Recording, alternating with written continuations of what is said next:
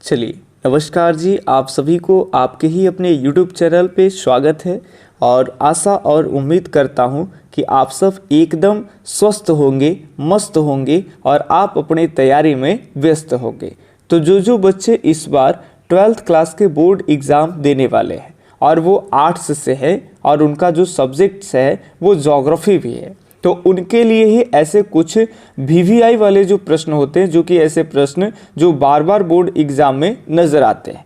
तो ऐसे ही कुछ प्रश्नों का सीरीज जो है हम आपके लिए लेके आए हैं, यानी ऐसे VVI जो 12th बोर्ड में एकदम पक्का आने की संभावना होती है। तो ऐसे प्रश्नों का सीरीज लेकर के आए हैं। ये ज्योग्राफी का आपको इस चैनल पे सेकंड सीरीज है। तो आज के वीडियो क्लास को हम करें शुरू। इन सबसे पहले आपको बता दें कि लास्ट में, वीडियो के लास्ट में आपको 10 क्वेश्चन में ईमानदारी से आपको बताना है कि कितने क्वेश्चन सही किए। तो एक कलम कॉपी लेकर के बैठे रहें। जैसे प्रश्न हम बोलते हैं पहले आप फट से लिख लेंगे कि ए होगा या बी, उसके हिसाब से हम जो आंसर आपको बताते हैं तो आप काट करके लास्ट में आप अपना स्कोर बताएंगे कि सर 10 में मेरा 7 सही हुआ, 5 सही हुआ, ये 2 सही हुआ, या फिर सर 10 में 10 है। तो उसी हिसाब से हम आपको तैयारी जो है वो निरंतर इसी चैनल पे कराते रहेंगे। तो चलिए पहले प्रश्न को हम देखें। जानकारी के लिए बता दें कि यहाँ ज्योग्राफी का जो भी प्रश्न है NCERT बेस्ड है और वो बुक 1 और बुक 2 दोनों से प्रश्न जो है वो एकदम छांट करके और लिए गए। तो चलिए ध्यान से समझिएगा।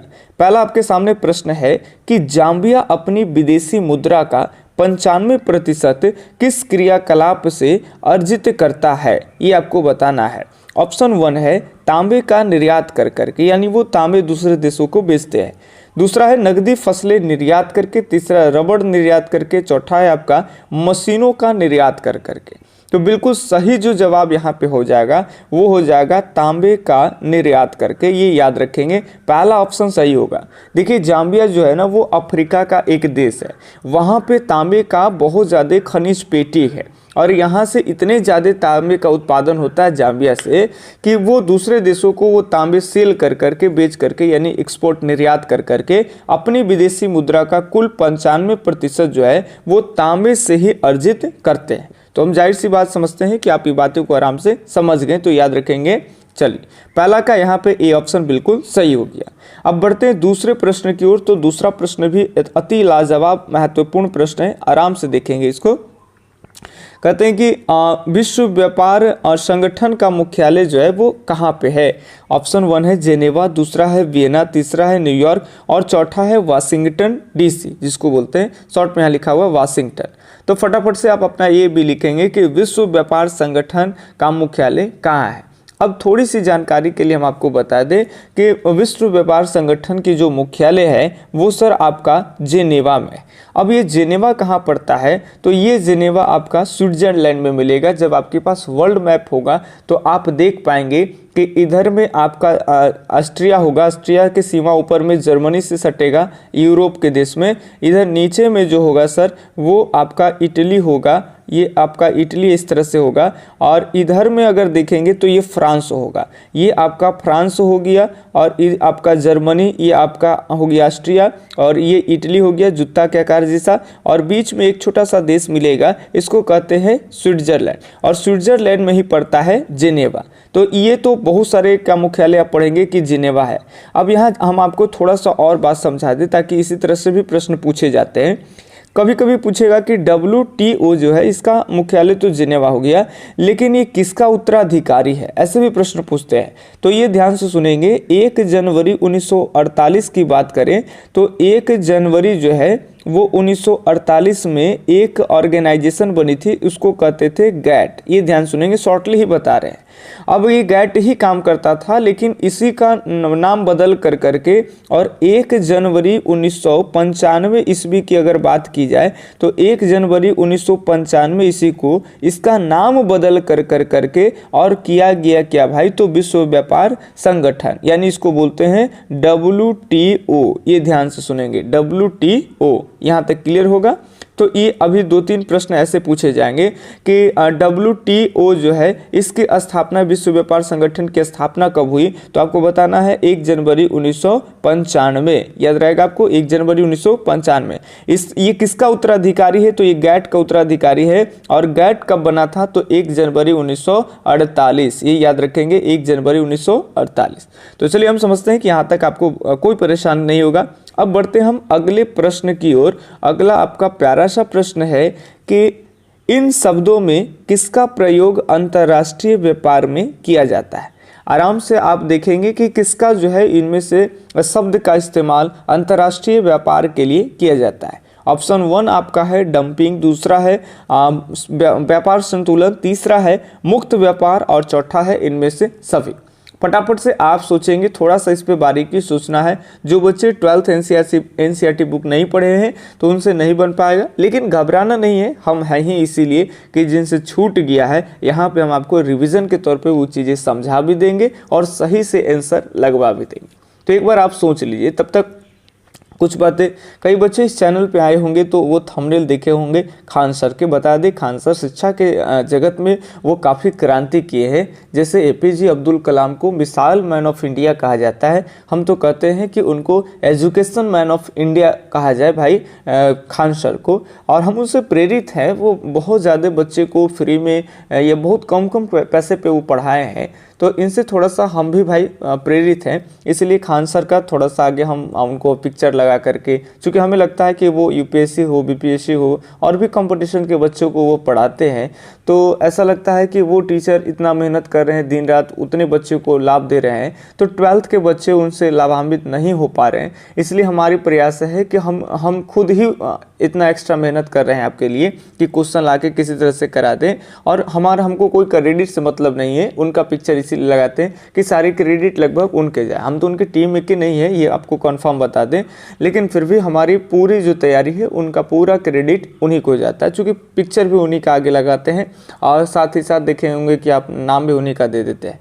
तो कोई बात नहीं, आपको लाभ मिलना चाहिए। और ऐसी बात नहीं, जैसे आप खान सर के चाहते होंगे तो हम भी खान सर के चाहते हैं, ठीक है। चलिए, शिक्षा मिलनी चाहिए, कम पैसा में फ्री में मिले तो और बढ़िया है। चलिए ध्यान सुनेंगे, यहाँ पे आपको बता दें कि इन शब्दों में किसका प्रयोग अंतर्राष्ट्रीय व्यापार में किया जाता है। तो देखो, डंपिंग अंतर्राष्ट्रीय व्यापार है। डंपिंग बड़ा सिंपल से समझा दे कि जैसे मान लेते हैं ये कोई चाइना वाला है, ये कोई आपका मान लेते हैं कि इंडिया वाला, ये मान लेते हैं ये भारत है सर जी।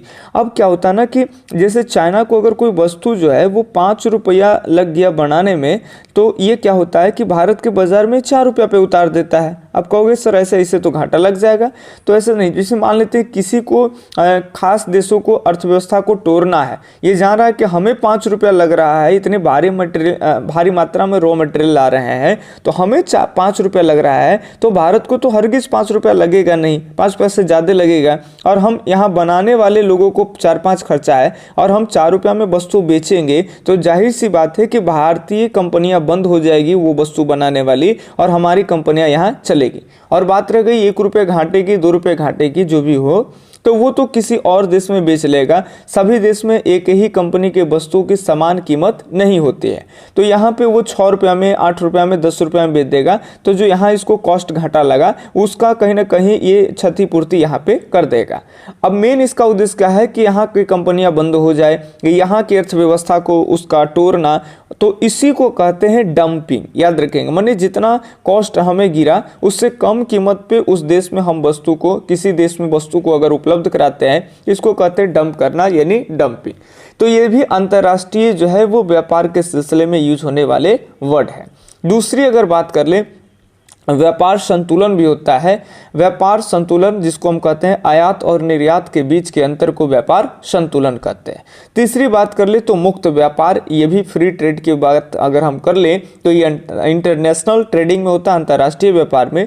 तो सभी ऑप्शन को मद्देनजर रखते हुए आपका पूरी के पूरी दो सही जो आपका हो जाएगा वो हो जाएगा आपका इनमें से सभी। इनमें से सभी डी ऑप्शन बिल्कुल सही है। चलिए, अगर आप तक समझ रहे होंगे, लाभान्वित हो रहे हैं, तो प्लीज़ एक लाइक कर दिया कीजिए, ताकि वैसे हमारा भी मनोबल बढ़े और हम आपके लिए कंटिन्यू ऐसे सीरीज जो है वो हिस्ट्री के भी, ज्योग्राफी के भी, पॉलिटिकल के भी लेते हैं। ठीक है दोस्तों, चलिए अब देखिए इस तरह के जो सवाल हम आपको कुछ देर पहले बता रहे थे वो सवाल फिर इस तरह से रिटर्न आया है, बड़ा इंपॉर्टेंट सवाल होता है। कह रहा है कि गैट का नाम बदलकर WTO किस वर्ष किया गया था। आपको बताना है कि गैट का नाम बदल के WTO किस वर्ष किया गया। वो जनवरी 1995, यहाँ पे जनवरी फरवरी की बात नहीं चल रही है, तो 1995 है या फिर 2003 है, 1999 है या फिर 2005 है। तो बिल्कुल यहाँ पे फटाक से सही जवाब की बात करें, चूंकि इस प्रश्न पे कुछ देर पहले हम डिस्कस कर चुके हैं, तो यहाँ हो जाएगा गैट का जो नाम बदल कर करके WTO किया गया वो है 1995। जानकारी के लिए और याद रख सकते हैं, छोटी डेट 1 जनवरी 1995। ठीक है, चलिए अगले प्रश्न को देखेंगे। तो अगला प्रश्न है कि चेन्नई पतन किस प्रकार का पतन है। चेन्नई पतन क्या कृत्रिम पतन है, प्राकृतिक पतन है, नदीय पतन है या नदमुख पतन है। चलिए, नदी तटीय पतन है या नदमुख पतन है। तो यहाँ पे आप ये भी लिखेंगे और हम आपको पहले समझा लेते हैं। भारत का ये जो इलाका है ऐसे कर करके हमारा 2 एरिया जो है वो तटीय रेखा से लगता है। एक ये वाला तट हो गया सर, और एक जो है सो कि ये वाला आपका तट हो गया। चलिए, तो ये आपका ये तट हो गया, ये आपका पूर्वी तट और ये आपका पश्चिमी तट। बात चेन्नई की जाए तो तमिलनाडु के कॉर्नर में यहाँ पे पूर्वी तट पे चेन्नई है, और इसी के जस्ट ऊपर में कुछ दूरी पर जो है वो इन्नौर पतन है। याद रखेंगे कौन सा पतन है, इन्नौर पतन है। इन्नौर के जस्ट नीचे चेन्नई है, पूर्वी आपका ये तटीय इलाका में। अब आपको जानकारी के लिए बता दें, एक तो इन्नौर पतन और एक चेन्नई पतन, और एक पश्चिमी तट पे मुंबई पतन के दक्षिण में एक पतन है, इसको कहते हैं नवाहा सेवा। याद रखेंगे, नवाहा सेवा। ये जो पतन है थोड़ा सा स्क्रीन पे ही लिखते हैं, तो पूरी तरह से हम वर्ड को स्पष्ट नहीं लिख पाते हैं। अगर उस तरह के बाद में फ्यूचर में पेन टैब का इस्तेमाल करने लगेंगे तो सारे शब्द हम आपको क्लीन लिख देंगे। अभी शॉर्टली लिखते हैं, केवल आप हमारे साउंड को सुन करके काम चलाइए। तो मुंबई तट के नीचे जो नवाहा सेवा है ये पतन, और ये आपका चेन्नई और एक इन्नौर, ये 3 ही पतन ऐसे हैं जो भारत के कृत्रिम पतन है, आर्टिफिशियल, जिसको बनाए गए हैं। ध्यान से सुनेंगे। बाकी सारे के सारे जो बंदरगाह होते हैं वो सभी बंदरगाह जो है वो नेचुरल है, प्राकृतिक है।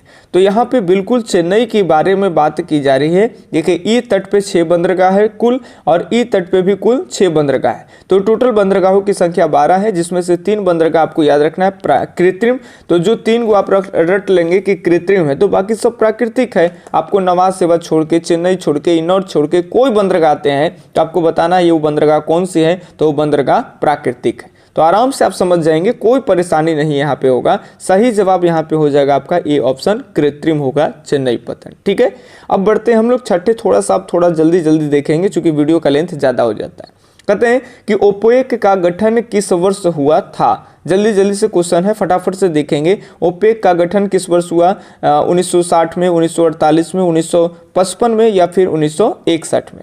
जानकारी के लिए बता दें कि ओपेक जो है इसका गठन, ओपेक यानी जिसको हम लोग कहते हैं organisation of petroleum exporting country, यानी ये क्या करते हैं, जितने भी तेल निर्यात देश है, जो दूसरे देशों में तेल बेचने वाले हैं, जिनके वहाँ बहुत ज़्यादा खनिज तेल पाए जाते हैं, तो उन लोगों का क्या है कि एक संगठन है इंटरनेशनल लेवल पे। आप छोटे स्तर पे भी देखे होंगे कि नाई का भी एक ऑर्गेनाइजेशन होता है, व्यापारियों का एक ऑर्गेनाइजेशन होता है। उसी तरह से वर्ल्ड में जो देश तेल बेचने वाले हैं उन लोगों का एक जो है ऑर्गेनाइजेशन है, उसी को ओपेक कहते हैं। ठीक है, अभी ध्यान सुनेंगे। इसकी स्थापना बगदाद सम्मेलन के दौरान 1960 में किया गया था। हालांकि ये प्रभाव में 1961 में आया है, लेकिन याद रखेंगे 1960 में इसका जो है याद रखना है कि ये 1960 में इसका गठन हो गया है, इसकी स्थापना हो गई।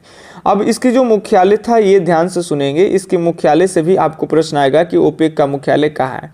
तो अभी अगर ओपेक का मुख्यालय आपसे पूछा जाए तो आप बताएंगे कहाँ पे, तो वियना में। याद रखेंगे कहाँ है ओपेक का मुख्यालय, तो वियना में। ठीक है, और भी हम इस पे चर्चा अगले दिन कभी क्वेश्चन आते हैं तो और भी करेंगे। जैसे स्थापना के दिन, इसमें स्थापना वर्ष, इसमें कुल 5 देश थे।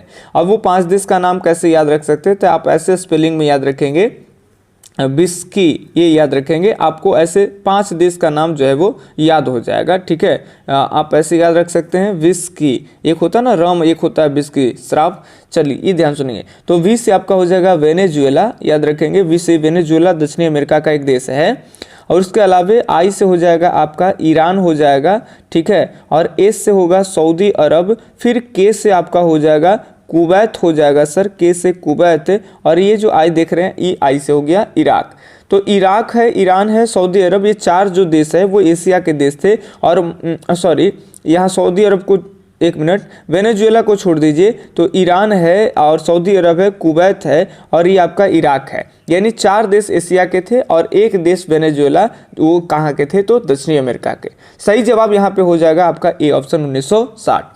थोड़ी सी डिस्क्रिप्शन इसलिए देते हैं चूँकि बातें ज़्यादा दिन तक आपको याद रहे, और जो चीज़ें कुछ पढ़ करके छोड़ दिए हैं उसको आपको फटाफट से याद होगा, हाँ हाँ ये चीज़ें हम पढ़े हैं, ठीक है। अब अगला प्रश्न है आपका कि आदिम कालीन समाज, यहाँ पे मिस्टेक है वर्डिंग में, आप ध्यान से सुनेंगे, ये निर्भर लिखना चाहिए था, निर्वाह है, तो निर्भर था। आदिम कालीन जो समाज था, हमारी बहुत पुरानी जो समाज है, वो किस पर निर्भर थे, जंगलों पे या फिर व्यवसाय पर या जंगली पशुओं पर, या उपयुक्त में से कोई नहीं। तो यहाँ बिल्कुल सही जो जवाब हो जाएगा वो हो जाएगा जंगलों पर, केवल जंगलों पे। जंगलों में कंदमूल मिल जाते थे, कुछ जानवर भी मिल जाते थे जिनका वो शिकार करते थे। तो केवल और केवल ओनली फॉर आपको याद रखेंगे कि वो फॉरेस्ट पे डिपेंड होते थे, जंगलों पे, ठीक है। 7 का ये ऑप्शन सही है। अब बढ़ते हैं 8 नंबर प्रश्न की ओर। आराम से आप कॉपी पे जरूर ये भी लिखते चलेंगे, नहीं तो फिर आपकी तैयारी उतनी अच्छी नहीं हो पाएगी। कहते हैं किस भाषा परिवार की जनसंख्या सबसे कम है। कौन ऐसे भाषा परिवार है जिनकी जनसंख्या कम है, ये आपको जनसंख्या पढ़ना था, ठीक है। द्रविड़ भाषा परिवार, आस्ट्रिक भाषा परिवार, या फिर भारोपीय भाषा परिवार, इसको भारतीय भारोपीय भाषा परिवार। इसके अलावा चीनी तिब्बती भाषा परिवार। बताइए आप कौन से भाषा परिवार जिसकी संख्या बहुत कम बोली जाती है, जिसकी संख्या बहुत कम है। अगर हम सही जवाब की अगर हम बात कर लेंगे सर, तो थोड़ा सा यहाँ पे हमारे साथ ध्यान से सुनेंगे। बात रहेगी भारोपीय भाषा परिवार, तो इसमें संस्कृत वगैरह आते हैं, हिंदी वगैरह आते हैं, अंग्रेजी, काफ़ी सारे जो है वो आपको देखने के लिए मिल जाएंगे। लेकिन यहाँ पे शॉर्ट में स्क्रीन पे नक्शा बना रहे, थोड़ा सा गड़बड़ हो जाता है। द्रविड़ की बात कर ले तो ये दक्षिण भारत में बोली जाने वाला है, जैसे कि कन्नड़ है, तमिल है, मलयालम है, ये सब जो सभी भाषाओं का एक परिवार बना दिया गया है, इसको द्रविड़ भाषा परिवार कहते हैं। इसकी भी संख्या अच्छी खासी है। आस्ट्रिक भाषा परिवार जो खास करके जनजातीय आदिवासियों के द्वारा बोली जाती है, काफ़ी जगह पे इसमें भाषा आते हैं, जैसे बात कर ले संथाली भाषा वगैरह भी इसी में आते हैं। झारखंड साइड के आदिवासी हैं, छत्तीसगढ़ साइड में वाले लोग हैं, तो काफ़ी संख्या में ये भी बोली जाती है। भारोपीय भाषा परिवार ये तो भारत में सबसे ज़्यादा बोली जाती है, हिंदी वगैरह इसके अंतर्गत आते हैं, ठीक है, अंग्रेजी संस्कृत शामिल होते हैं।